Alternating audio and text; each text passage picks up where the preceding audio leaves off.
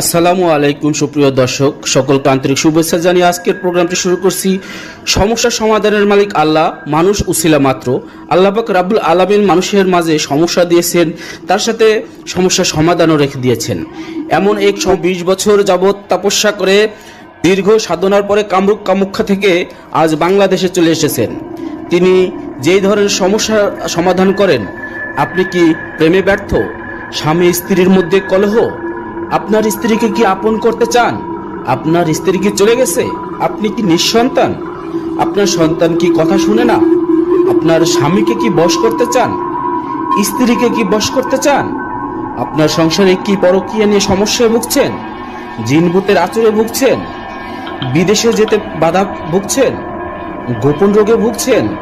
দীর্ঘদিন যাবত রোগ শোকে ভুগছেন? ডাক্তার কি আপনার কোনো রোগ সারাতে পারছে না?